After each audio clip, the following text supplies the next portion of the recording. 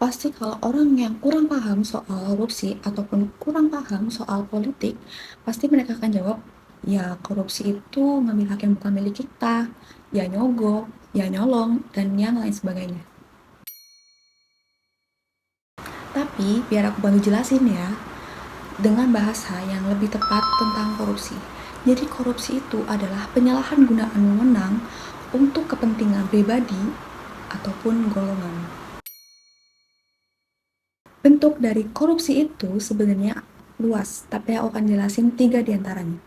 Yang pertama, itu ada korupsi anggaran, kedua ada korupsi wewenang, yang ketiga gratifikasi. Mungkin di antara ketiga ini kalian kurang paham soal gratifikasi. Jadi gratifikasi itu apa sih?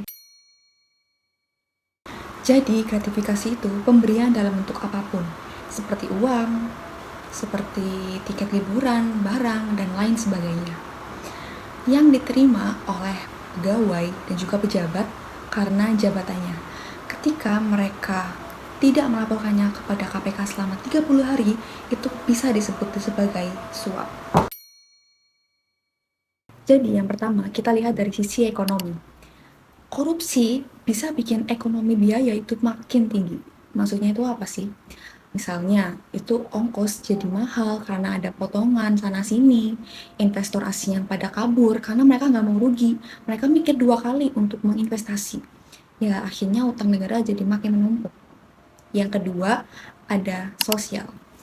Yang paling parah karena dampaknya itu adalah rakyat kecil. Akses pendidikan, kesehatan, itu makin susah. Mau sekolah mahal, mau berobat juga mahal, dan uang yang harusnya buat fasilitas umum, buat kepentingan orang ramai, buat rakyat kecil, malah habis buat dikorupsi. Ketiga, dari sisi politik. Korupsi bikin politik itu makin beracun. Ongkos politik mahal, calon-calon yang berutang ke sponsor, ketika mereka menang, mereka sibuk buat balikin modal ke sponsor. Mereka bukan mikirin rakyat, DPR, partai, pejabat, sampai kepercayaan publik itu hancur. Negara yang dikuasai oligarki dan sistem demokrasi hanya sebagai formalitas. Yang rugi ya kita semua. Jadi ada 3 hal yang bisa kamu lakuin sebagai seorang mahasiswa. Yang pertama, bangun integritas personal. Maksudnya itu apa sih? Jadi, sebagai seorang mahasiswa, jangan biasain diri kamu untuk melakukan korupsi kecil. Misalnya, mencontek, titip absen, dan juga melakukan plagiarisme. Itu semua adalah bibit korupsi yang kecil.